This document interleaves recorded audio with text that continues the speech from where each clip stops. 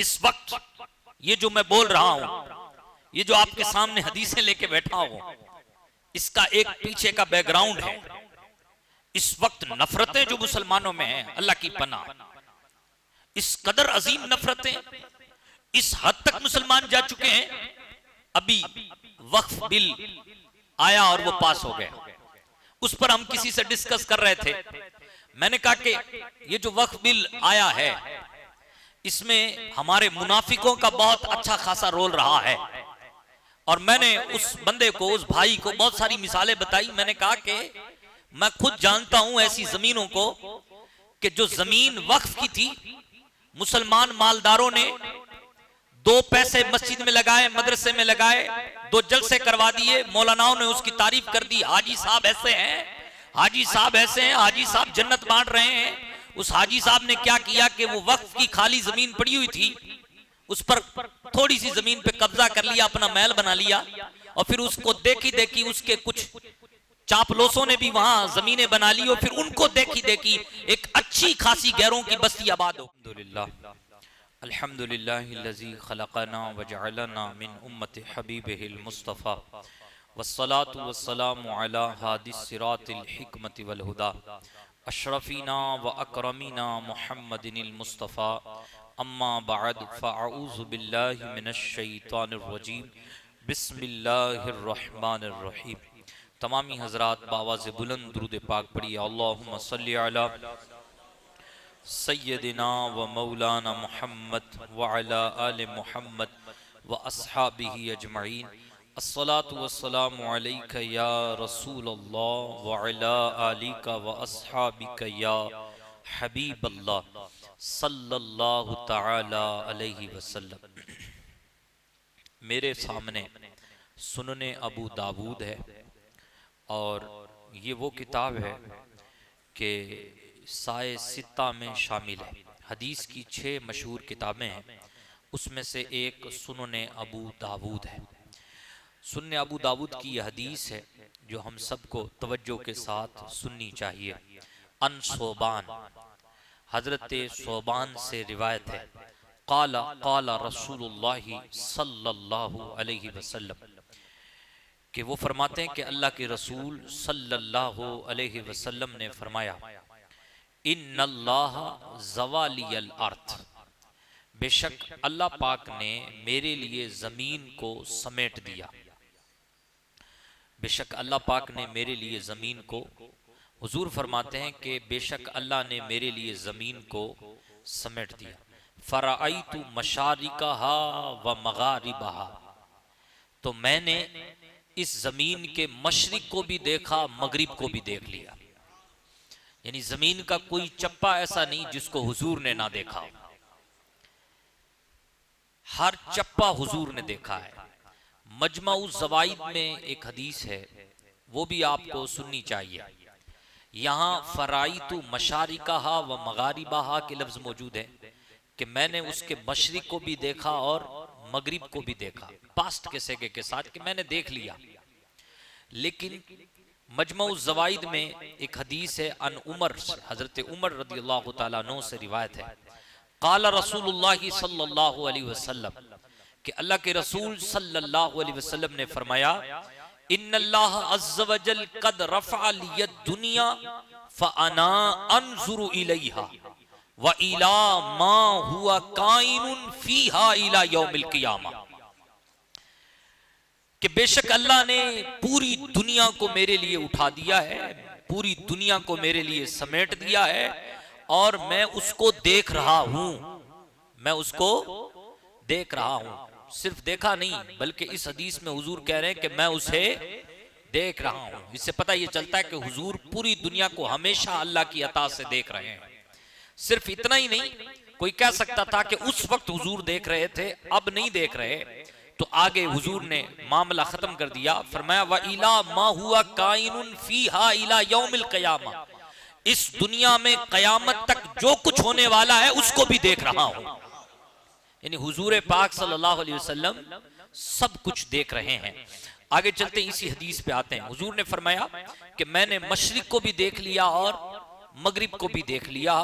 व इन्न मुल्क उम्मती सयबलुगु मा ज़ुविया ली मिनहा, और मैंने उस बादशाहत को भी देख लिया, मैंने उस हुकूमत को भी देख लिया कि जो हुकूमत मेरी उम्मत को दी जाएगी। और ये ऐसा हुआ कि अल्लाह ने उन सारी चीजों को, मुसलमानों की हुकूमत को अल्लाह तबारक व तआला ने मेरे लिए समेट दिया। यानी गोया के मशरिक और मगरिब का जो लफ्ज है पहले जो गुजरा इसी हदीस में, उससे ये पता चलता है कि मशरिक और मगरिब में तमाम रूए जमीन पे मुसलमानों की हुकूमत आएगी। और उस पूरी मुसलमानों की हुकूमत को हुजूर ने मुलाहिजा फरमाया। आपने फरमाया व उतीतुल कन्ज़ैनिल अहमर वल अबयद, और मुझे 2 खजाने अता किए गए, मुझे 2 खजाने अता किए गए। उसमें से एक खजाना सुर्ख और दूसरा सफेद। सुर्ख सोना और अबियज बोले तो सिल्वर। इस वक्त भी पूरी बुनियादी तौर पे जो जायदाद का साजो सामान होता है वो इन्हीं 2 चीजों पर मुनहसिर होता है। और दूसरी मजे की बात यह कि इस वक्त भी पूरी रूए जमीन में सबसे ज्यादा ये दोनों चीजें मुसलमानों के पास है। ये एक अलग बात है कि अल्लाह तबारक व तआला के इताब ने और इकाब ने मुसलमानों को इसके इस्तेमाल के लायक बनाया नहीं। यानी माल इन्हीं का है लेकिन इस्तेमाल कोई और कर रहा है, ये एक अलग बात है। लेकिन सबसे ज्यादा सोना और चांदी किसके पास है इस वक्त? मुसलमानों के पास है। तो आप देखिए कि हुजूर की एक एक बात कैसे साबित हो रही है। हुजूर ने फरमाया कि मुझे 2 खजाने अता किए गए, एक खजाना सुर्ख और एक सफेद, यानी सोना और चांदी। व इन्नी सालतु रब्बी लि उम्मती अन ला युहलिकहा बिसनतिन बिआम्मा वला युसल्लित अलैहिम अदुवन मिन सिवा अनफुसिहिम फयस्तबीहा बैदतहुम। मैंने अपने रब से यूं दुआ की, ए अल्लाह मेरी उम्मत को तू कहत साली से हलाक ना करना। उमूमी कहत साली से, जुजी वक्ती कहत साली आ सकती है किसी शहर पर, लेकिन उमूमी तौर पे मेरी उम्मत को कहत साली से हलाक ना करना। और उमूमी तौर पे मेरी उम्मत पे दुश्मनों को मुसल्लत ना करना। और ऐसे दुश्मनों को मुसल्लत ना करना इनके अलावा, यानी ऐसे दुश्मन मुसल्लत ना करना जो इन्हीं में से ना हो, मुसलमानों में से ना हो। ऐसे दुश्मनों को मेरी इस उम्मत पर तू मुसल्लत ना करना, और ऐसे दुश्मन के जो इनको जड़ों से उखाड़ फेंकें और इनको तबाह बर्बाद कर दें। अब ये हजरत प्यारे आका रसूल अकरम सल्लल्लाहु अलैहि वसल्लम फरमाने कि मैंने अल्लाह से क्या की? दुआ की। उस बात पर अल्लाह तबारक व तआला ने क्या जवाब दिया? हुजूर फरमाते व इन्ना रब्बी क़ाल, बेशक मेरे रब ने फरमाया, या मुहम्मद इन्नी क़ज़ा इन्नी इज़ा क़दैतु क़दाअन फ़इन्नहु ला युरद्दु वला अहलिकुहुम बिसनतिन बिआम्मा वला उसल्लितु अलैहिम अदुवन मिन सिवा अनफुसिहिम फयस्तबीहा बैदतहुम वला विज्तमअ अलैहिम मम बैन अक़तारिहा। हुजूर फरमाते हैं कि अल्लाह ने फरमाया, ए मोहम्मद मैं जब किसी चीज के बारे में फैसला करता हूं तो फिर उस फैसले को वापस नहीं लेता, अटल फैसला होता है मेरा। मैंने ये फैसला कर लिया कि आपकी उम्मत को उमूमी कहत साली से तबाह बर्बाद नहीं करूंगा। मैंने ये फैसला कर लिया है कि आपकी उम्मत पर दुश्मनों को मुसल्लत नहीं करूंगा, ऐसे दुश्मनों को जो इनमें से नहीं है, जो इनमें से नहीं है, ऐसे दुश्मनों को मैं इन पर मुसल्लत नहीं करूंगा जो इनको जड़ों से उखेड़ के फेंक दें। अल्लाहू अकबर। अगरचे दुनिया के सारे काफिर मिलकर के एक हो जाए तब भी इन मुसलमानों को उखेड़ के नहीं फेंक सकते। ये बात अल्लाह ने अपने हबीब से कही, लेकिन कमाल देखो आगे की जो बात आ रही है वो कितनी खूबसूरत है और कितनी महले फिक्र है, महले गौर फिक्र है। ये बात फरमाया गया, हत्ता यकून बादुहुम युहलिकु बादन व हत्ता यकून बादुहुम यस्मी बादा। यहां तक ऐसा नहीं होगा तब तक ऐसा नहीं होगा, कोई दुश्मन इन पे मुसल्लत नहीं होगा। चाहे सारे चोटी के काफिर मिल जाएं और मिलकर के जमा हो जाएं और अपनी पूरी ताकत को इकट्ठा कर लें और मुसलमानों को मिटाने की कोशिश करें, मिटा नहीं सकते। पर कब तक? तब तक जब तक ये मुसलमान आपस में एक दूसरे को हलाक नहीं करेंगे, जब तक कि ये मुसलमान आपस में गालिम गलूज नहीं करेंगे, गुत्तम गुत्ता नहीं होंगे, जब तक कि ये आपस में एक दूसरे का बुरा नाम नहीं रखेंगे, तब तक कोई इन पर गालिब आ ही नहीं सकता। लेकिन जब ये कमजोर पड़ जाएंगे, वो इनकी कमजोरी कैसी होगी? तो मिशकात शरीफ की एक हदीस है जिसका खुलासा ये है। मिशकात शरीफ में हदीस है कि नबी पाक सल्लल्लाहु अलैहि वसल्लम ने फरमाया कि मेरी उम्मत पर सारे काफिर इस्लाम दुश्मन वो सारे जमा हो जाएंगे और जमा होकर के मेरी उम्मत पर लोगों को दावत देंगे। ऐसे दावत देंगे जैसे खाना खिलाने वाला बर्तन में खाना डालकर लोगों को खाने की तरफ बुलाता है। तो साहबा ने पूछा, या रसूलल्लाह, क्या उस वक्त हम थोड़े होंगे? हुजूर ने फरमाया, नहीं, बहुत होंगे।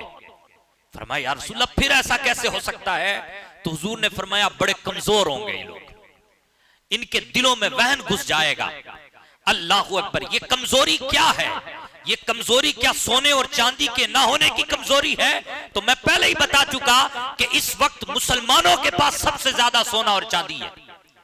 मैं पहले ही बता चुका कि इस वक्त पेट्रोल जैसी ताकत मुसलमानों के पास है। एटम बम जिसने दिया दुनिया को वो मुसलमान ही था। तो कौन सी कमजोरी? फरमाया, कमजोरी ये है कि ये आपस में लड़ेंगे, ये आपस में मारेंगे, आपस में एक दूसरे को खोखला कर देंगे, ये कमजोरी है। जब मुसलमान इस कमजोरी पे पहुंच जाएंगे तब काफिर सारे जमा हो जाएंगे और सारे इन पर टूट पड़ेंगे जैसे बर्तन में रखे हुए खाने पर खाने वाले लोग टूट पड़ते हैं। जब तक इंसान, जब तक जानवर जिंदा रहता है तो उस पर कुएं और गिद्ध जो है ना नहीं उतरते, लेकिन जैसे ही अंदर से खोखला हो जाए, खोखला मुराद ये कि उसके अंदर से रूह निकल जाए। अल्लाहु अकबर। कितनी अजीम मिसाल है। जब जानवर के अंदर से रूह निकल जाए तो फिर वो जमीन पे धड़ल्ले से गिर जाता है। तो जब जमीन पे धड़ल्ले से गिरता है तो फिर फिजाओं का कुआं भी अपनी चोंच की रुख किधर कर लेता है? जानवर की तरफ कर लेता है। फिर गिद्ध का जो चेहरा होता है वो भी उसी जानवर की तरफ रुख कर लेता है। ऐ मुसलमानों, समझो ना समझो, लेकिन इस्लाम ने जो रूह रखी है तुम्हारी, वो आपस में भाईचारगी और मोहब्बत को रखा है, आपस में अखुवत को ये रूह रखा है। जिस दिन ये रूह तुम्हारे अंदर से निकल जाएगी उस दिन तुम एक मुर्दा जानवर की तरह हो, फिर गिद्धों और कुओं की तरह लोग तुम पे टूट पड़ेंगे। इस वक्त ये जो मैं बोल रहा हूं, ये जो आपके सामने हदीसें लेके बैठा हूं, इसका एक पीछे का बैकग्राउंड है। इस वक्त नफरतें जो मुसलमानों में हैं, अल्लाह की पनाह, इस कदर अजीम नफरतें, इस हद तक मुसलमान जा चुके हैं। अभी वक्फ बिल आया और वो पास हो गया, उस पर हम किसी से डिस्कस कर रहे थे। मैंने कहा कि ये जो वक्फ बिल आया है इसमें हमारे मुनाफिकों का बहुत अच्छा खासा रोल रहा है। और मैंने उस बंदे को, उस भाई को बहुत सारी मिसालें बताई। मैंने कहा कि मैं खुद जानता हूं ऐसी जमीनों को कि जो जमीन वक्फ की थी, मुसलमान मालदारों ने 2 पैसे मस्जिद में लगाए, मदरसे में लगाए, 2 जलसे करवा दिए, मौलानाओं ने उसकी तारीफ कर दी, हाजी साहब ऐसे हैं, हाजी साहब ऐसे हैं, हाजी साहब जन्नत बांट रहे हैं। उस हाजी साहब ने क्या किया कि वो वक्फ की खाली जमीन पड़ी हुई थी, उस पर थोड़ी सी जमीन पे कब्जा कर लिया, अपना महल बना लिया, और फिर उसको देखी देखी उसके कुछ चापलोसों ने भी वहां जमीनें बना ली और फिर उनको देखी देखी एक अच्छी खासी गैरों की बस्ती आबाद हो गई।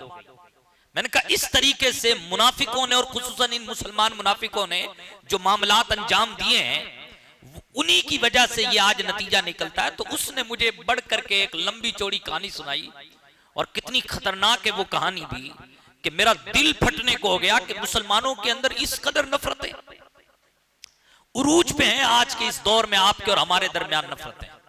उसने बगैर नाम के, बगैर नाम लिए उसने एक वाकया सुनाया, यही की बात बता रहा हूं, बगैर नाम लिए उसने वाकया सुनाया। का वाकया ये कि मैंने एक बंदे का सौदा करवाना था प्लाट का। अब देखिए, उस प्लाट को देखने के लिए 2 लोग गए। उसमें से एक बड़ा आदमी है और एक छोटा आदमी है। उम्र के हिसाब से, पैसे के हिसाब से दोनों ठीक ठाक हैं। और आपको हैरत होगी कि वो जो बड़ा है वो कौन है? वो चाचा है। और जो छोटा है वो कौन है? उसका भतीजा है। चाचा भतीजा दोनों एक प्लाट का सौदा करना पहुंचे। प्लाट का सौदा वो 43 लाख ले रहा था। इन्होंने कहा कि नहीं भाई ये ज्यादा हो जाएगा, हम बस सिर्फ 35 दे सकते हैं। तो वो कहा कि हम 38 देंगे। प्लाट वाला कहने लगा कि हम 38 लेंगे। इन्होंने कहा कि नहीं, हम 35 से ज्यादा नहीं देंगे। अब आगे की बात यह है, मजे की बात यह है, वो बंदा बताता है कि फिर हालत ये हुई कि जब शाम को मैं पहुंचा उस मालिक के पास, प्लाट मालिक के पास, तो उसने कहा मेरा तो सौदा तय हो गया।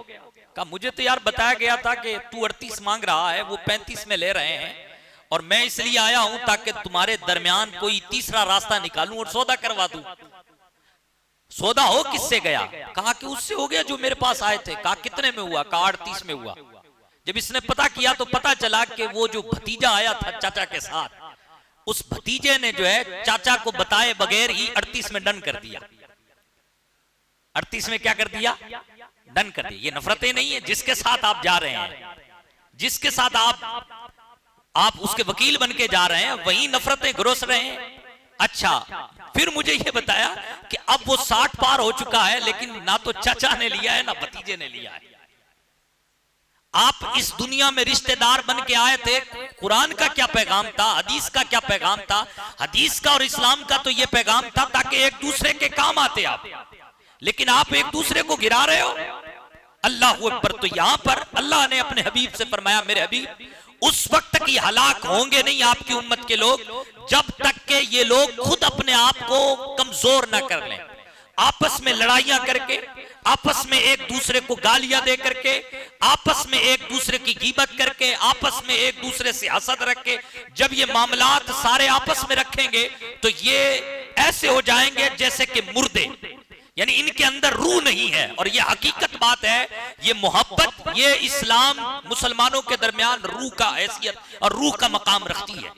आपके और हमारे अंदर अगर मोहब्बतें नहीं है तो फिर समझो कि हम मुर्दार हैं। अजीजा ने मोहतरमा, और फिर मुर्दार का क्या हाल होता है जंगल में जाके देख आइएगा कि उसको गिद्ध भी खा रहे हैं, दरिंदे भी खा रहे हैं, जानवर भी खा रहे हैं, और कौवे और दीगर परिंदे भी खा रहे हैं। इसलिए आपस में मोहब्बत को पैदा कीजिए। हुजूर ने फरमाया ऐसा होगा। और मजीद प्यारे आका ने फरमाया, व इन्नमा अखाफु अला उम्मतिल आइम्मतल मुदल्लीन, और बेशक मुझे खौफ है कि उन इमामों पर, उन रहनुमाओं पर जो मेरी उम्मत को गुमराह कर देंगे। यानी सबसे खतरनाक इसमें रोल वो अदा करेंगे जो रहनुमा किस्म के लोग होंगे। अब ऐसा ही कुछ हो रहा है। हम लोग आईना दिखाने के बजाय हर बुरे की तारीफ करते हैं, क्योंकि हाजी साहब 11,000 की रसीद कटवाते हैं। अगर हमने उनकी तारीफ नहीं की तो फिर हाजी साहब क्या हो जाएंगे? नाराज हो जाएंगे। ऐसे हर तबके में, सियासत में भी जो हमारे रहनुमा है, हर उस बंदे की तारीफ करेगा जो जितना बड़ा मुजरिम है। क्यों? इसलिए कि अगर हमने आज इसकी तारीफ नहीं की तो ये क्या करेगा? ये फिर हमें वोट नहीं देगा और हमारा साथ नहीं देगा। तो इस वक्त ये चीजें बहुत आम है। तो हुजूर पाक ने फरमाया कि मुझे सबसे ज्यादा जो खौफ है वो मेरे इमामों पर है, मेरी उम्मत के इमामों पर है, कि जो कौम को क्या करेंगे? गुमराह करेंगे। कौम को आईना नहीं दिखाएंगे, कौम को यह नहीं दिखाएंगे कि तुम गलती पर हो, तुम हसद का शिकार हो, तुम नफरत का शिकार हो, तुम बुग़्ज़ का शिकार हो। और ये हसद करके ये एक दूसरे की बुराई करना, ये शैतान का काम है, रहमान का काम है नहीं है।